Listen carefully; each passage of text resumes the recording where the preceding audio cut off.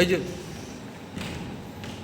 বাচ্চাটা আমাদের ছোট্ট একটা বোন আছে, করে কি আছে ভালো পুরো লাইটটা দেবো নাকি এটাই থাকবে? পুরো লাইটটা দিলে এটা থাকবে না? বললাম না সরে যাও।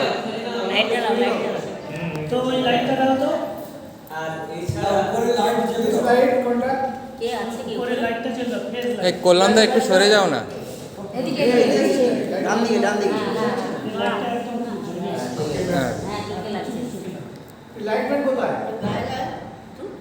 এই শার্টের ওখান থেকে ছবি ভালো। হ্যাঁ এইটা তো ভালো লাগছে গো। আচ্ছা এমনি করে চোখ আড়াল করো না।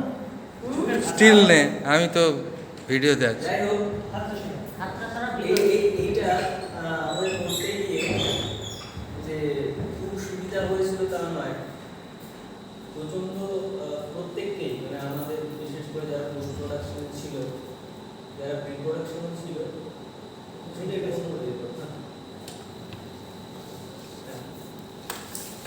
প্রথম থেকে পড়ে। মাঝেরটাও দিয়ে দাও। প্রত্যেকটা বিষয়ে কাজ করতে গিয়ে অনেকটা কষ্ট হয়েছে। যেমন ইনারা ম্যাম, কল্যাণদা, পূজা রিশুট করেছে, মানে একবার শুট হয়ে গেছিল, প্রোডাক্ট একদম শেষ হয়ে গেছিল, পরেও আবার সেটাকে রিশুট করা হয়। আর আমি ডাকবো ঝন্টুকে, ঝন্টু প্লিজ আয়। ঝন্টু।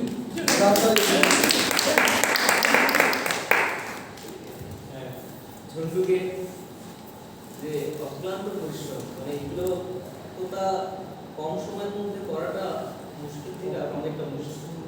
মানে শুধু যে এডিট করা তা নয়, এডিট করার পর সেগুলোকে মিউজিক দেওয়া, ফনি যেগুলো কুকুরের আওয়াজ শুনছিলে, টুকটাক ম্যাম বলতে যে গাড়ির আওয়াজ, খবরের কাগজ, এই হেনা তেনা যে শাক পাচ্ছে, এগুলো সব আলাদা করে রেকর্ডিং করা, সমস্ত কিছু এগুলোকে আলাদা আলাদা পাই বসানো, কালার এত সুন্দর কালার যারা দেখবে, সমস্ত কিছু কালার প্রচন্ড একটা টাইমের ব্যাপার। আমরা তো প্রায় 3 দিন ঘুমোইনি, সত্যি কথা।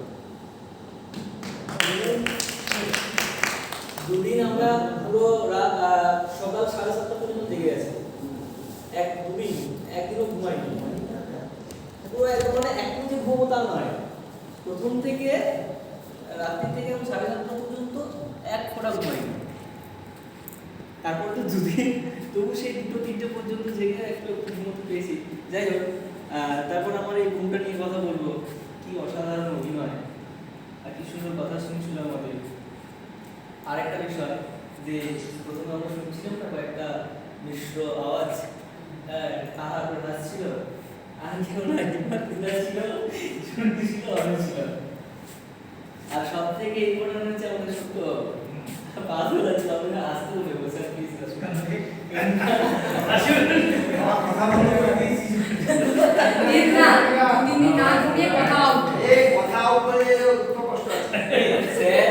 যে হ্যাঁ আমি দুঃখিত, অত্যন্ত দুঃখিত যে আমরা বুঝতে পারিনি যেটা অফ হয়েছে, আমরা অনেক বাচ্চা করলাম।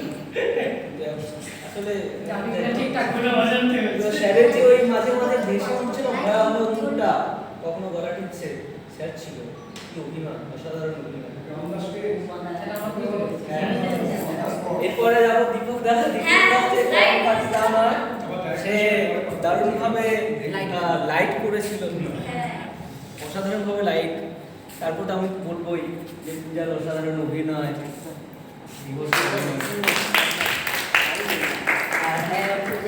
আমাদের ম্যাম কল্যাণদার অভিনয় একদম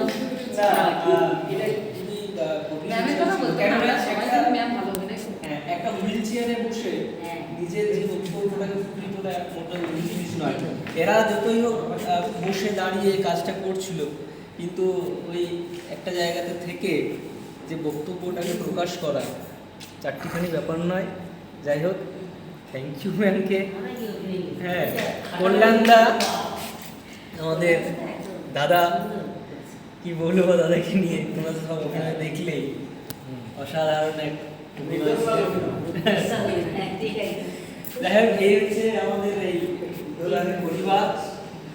আমরাও চেষ্টা করেছি আমরা খুশি ও সব অভিনেতা অভিনেত্রী এখানে দিয়েছে। যারা হ্যাঁ যে পরিবার এখন সময় নাকি সময় এখন এখন সময় নাম পরিবার সময় এখন একটা কথা বলি, সেটা হচ্ছে যে এইটা যেহেতু জনসংস্কৃতি বহু বছর ধরে, দশকের পর দশক ধরে মানুষের মধ্যে একটা জনজাগরণ চেতনা, তাদের নাটক, থিয়েটার এইসবগুলোর মাধ্যমে গোটা পৃথিবীব্যাপী করে বেড়ায়। তো সেখানটা একটা চিন্তা ভাবনার জন্মস্থান। তো সেখানে আমরা কাজের সূত্রে সবাই একত্র হয়েছি।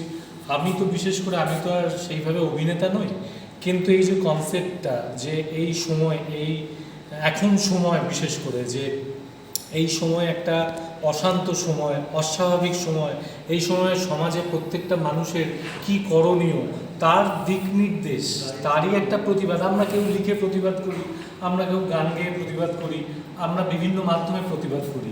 তো জনসংস্কৃতি যেহেতু এই ধরনের সংস্কৃতির একটা পীঠস্থান, সেই জায়গা থেকেই আমরা সবাই কালিক বিভিন্ন ধরনের রোলে বিভিন্ন জন আমরা কাজ করি। তো এটা দেখলেই বোঝা যাচ্ছে যে খুব যথেষ্ট এটা মানে প্রশংসা ওর প্রাপ্য ডাইরেক্টর হিসাবে, বা মূল চিন্তাভাবনাটা অনন্দার স্যার আমাদেরকে গাইড করেছেন, সঞ্জয় গাঙ্গুলি মহাশয়। কিন্তু বিষয়টা হচ্ছে যে এটা প্রতিবাদের জন্য, তো এই প্রতিবাদটা যাতে ছড়িয়ে পড়ে এইটুকুই আমাদের চলত। কেমন লাগলো প্রথম কথা, জীবনে প্রথমবার এরকম একটা জায়গায় এসেছি। আমি কিছুই জানতাম না, যা কিছু আমাকে সত্য কাকু, জেঠিমা, অমর, বাকি সবাই আমাকে শিখিয়েছে। এখানে যা কিছু দেখেছেন সবাই, তার যদি 99% কৃতিত্ব চাই তো এদের প্রত্যেকের। আমার বাকি একটুখানি ওটা আমি এক্সিস্ট করেছি, আমাকে দেখা গেছে ওইটুকুই, কিন্তু আমাকে গড়ে পিঠে ওনারাই নিয়েছেন। সেখানে আমার মনে হয় কৃতিত্ব ওনাদেরই। কি বলবি মা? তোর নাম কেমন কি? লাগলো বল? কেমন লাগলো? তোর যা মনে হচ্ছে তাই বল। ভালো লেগেছে? আর অভিনয়টা করতে কেমন লেগেছিল? ছবিটা এখন দেখতে কেমন লাগলো নিজেকে? ভালো লাগলো? আবার করবি আগামী দিনে সুযোগ আসলে? হ্যাঁ, বাহ, এটাই তো বলে সবচেয়ে বড় রাখা কথা। ভালো। আমি ওর মাকে জাস্ট একটা ফোন করেছিলাম যে বৌদি তুমি একটু তোমার মেয়েকে পাঠাবে, তখন কিন্তু আমি কিছুই বলিনি। এখানে আসার পর ওকে বলেছি যে তোকে একটু খেলা করতে হবে, আমরা থাকবো সেখানে। ও যথেষ্ট কোঅপারেট করেছে। তারপরে ও যখন বাড়ি ফিরে যায়, ওর মাকে যখন ফোন করে বাকিটা আমি বলি, তখন ও জানতে পারলো ও কেন এসেছিল। তার আগে অব্দি ও কিছুই জানতো না।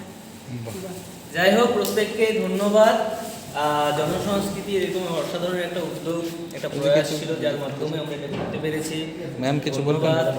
হ্যাঁ, আমি স্পেশাল থ্যাঙ্কস দেব আমার পুত্র সম অমরকে। আর আমি উত্তরোত্তর শ্রীবৃদ্ধি কামনা করি, আরও সাফল্য আসুক সেটা কামনা করি। এবং আগামী দিনে আমার খুব ইচ্ছা রইল ওর পরিচালনায় একটা ক্লাসিক কিছু একটা করব। এটা আগামী দিনের ক্রমশ প্রকাশ্য। আর এটা আমার খুব গর্বের যে অমর করছে, ও ডাইরেক্ট করছে, আমরা অভিনয় করছি। এর থেকে বড় প্রাপ্তি আর কিছু হতে পারে না। বন্ধুরা একটু কিছু বলুন। আমি তো হচ্ছে ডাইরেক্টরের হচ্ছে যেটা দেখেছে সেটা আমি ফুটিয়ে তোলার হচ্ছে চেষ্টা করেছি। তাছাড়া হচ্ছে কাকিমার জন্য আরও হচ্ছে আমাদের যে ফিল্মটা সুন্দর হয়েছে। নানান রকম মতামত, রিফাইন, রিটিউন।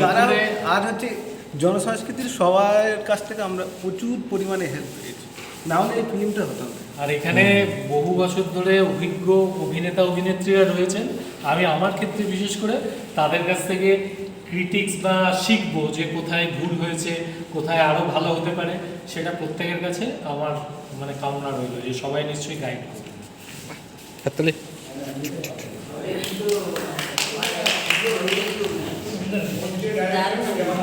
দর্শকদের মতামত কেমন লাগলো?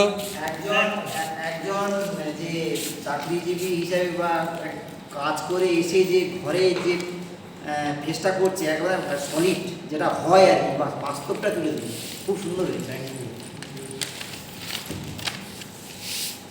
আর কেউ কিছু বলবেন? আমি অ্যাকচুয়ালি বলবো অমর যেভাবে একদম প্রডিউস করলো সিস্টেমটাকে, টোটাল পরিকল্পনাটা মাথায় নিয়ে এসছে, আমি তো ওর বন্ধু হিসেবে শুধু নয়, ওর দীর্ঘায়ু কামনা করি। ওর আগামী দিনগুলো আরও ভালো করুক, ভালো কিছু আমরা অপেক্ষায় থাকবো। ওকে, আমি কি বলবো, আমার বলার মধ্যে যে যে কলন্দা বলছে যে পুরনো সব অভিনেতারা আছে, কিন্তু আমার মনে হয় যে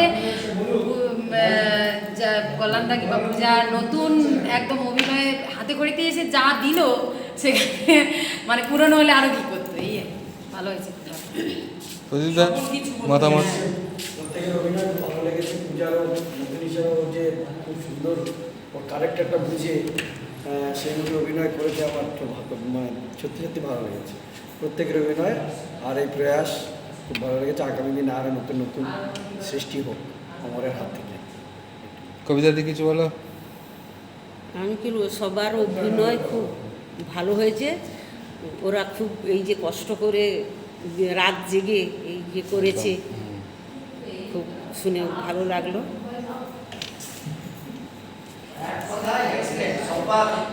এবারে ছোটদা অনেক ঘুরে এসছে, এসে বলছে তো রেকর্ড হচ্ছে, হলে হচ্ছে।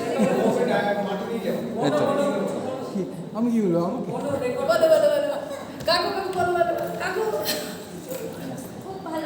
কেমন লাগলো?